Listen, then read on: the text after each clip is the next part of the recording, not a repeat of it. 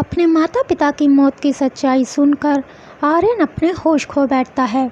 उसकी आंखों से आंसू बहने लगते हैं, पर दिल में क्रोध भर जाता है। उर्वशी उसे संभालती है।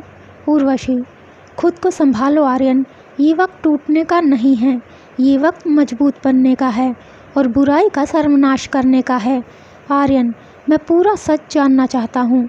उर्वशी, हाँ आर्यन, मैं तुम्हें सब कुछ बताऊंगी, क्योंकि अब पाप कांत करने का समय आ चुका है।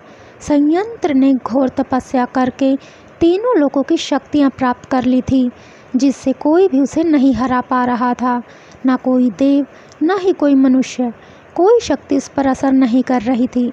संयंत्र के आतंक से तंग आकर देवलोक और गुप्तलोक के सभी लोगों ने भगवान से प्रार्थना की कि वह उन्हें संयंत्र के आतंक से बचाए।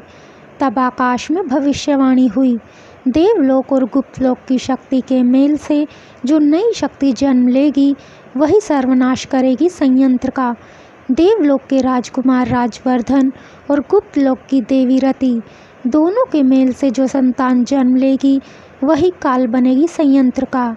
तब राजकुमार राजवर्धन और देवी रति ने काल ग्रह की गुफा में ध्यान लगाया और अपनी ऊर्जाओं को उत्पन्न किया। 12 वर्षों की गहन तपस्या में लीन होकर अंततः दोनों की ऊर्जाएं उत्पन्न हुई। दोनों के शरीर से एक रोशनी भरा अग्निपुंज उत्पन्न हुआ। दोनों की तपस्या पूर्ण हुई। देवलोक और गुप्तलोक में खुशियों की लहर दौड़ गई, पर साथ ही उस अग्निपुंज की सुरक्षा करने की भी जिम्मेदारी थी। उधर संयंत्र को भी अग्निपुंज की खबर लग चुकी थी। उसने अग्निपुंज को ख़त्म करने के लिए अपने लोग भेजे, परंतु गुफा के द्वार पर खड़े देवों ने उनका रास्ता रोक लिया। दोनों ओर से युद्ध छिड़ गया। राजवर्धन और रति उस अग्निपुंज को लेकर वहां से भाग गए। साथ में 4 देव रक्षक भी थे, जिनमें से मैं भी शामिल थी। संयंत्र को यह खबर लग चुकी थी। उसने बीच में ही उनका रास्ता रोक लिया। राजवर्धन और देव रक्षकों ने डट कर उनका सामना किया, लेकिन संयंत्र की शक्ति के सामने वे बेबस थे। तब देव रक्षक सामने आए और उन्होंने संयंत्र का रास्ता रोका और राजवर्धन को अग्निपुंज को वहां से लेकर चले जाने को कहा।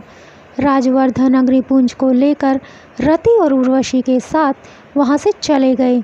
अचानक उन्हें एक गुफा दिखाई दी। वे सब उसी गुफा में छिप गए। उन्होंने अचानक देखा, अग्निपुंज का प्रकाश तेज हो गया और उसके 2 टुकड़े हो गए और उसमें से एक शिशु प्रकट हुआ। यह शिशु कोई और नहीं बल्कि तुम थे आर्यन। राजवर्धन और रति अपने पुत्र को देखकर काफ़ी प्रसन्न थे।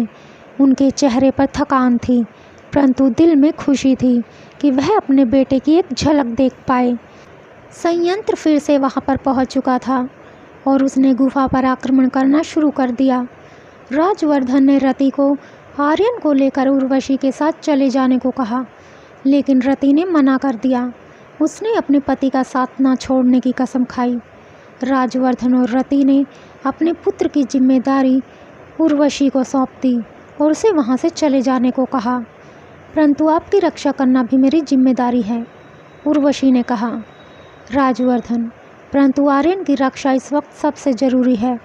इस पृथ्वी की रक्षा के लिए आर्यन की सुरक्षा इस वक्त सर्वोपरि है। ये मेरा आदेश है। तुम तुरंत आर्यन को लेकर यहाँ से निकलो।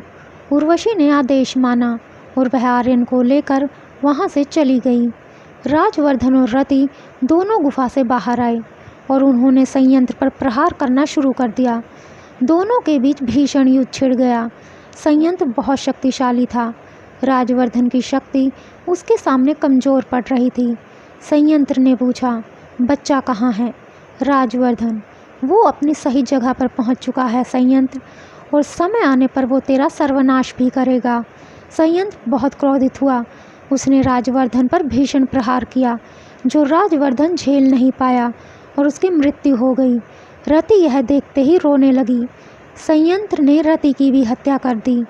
उर्वशी भीगी आंखों से सिर्फ सब कुछ देखती रही, परंतु उफ तक न कर सकी, क्योंकि अब सिर्फ वही थी जो आर्यन को बचा सकती थी।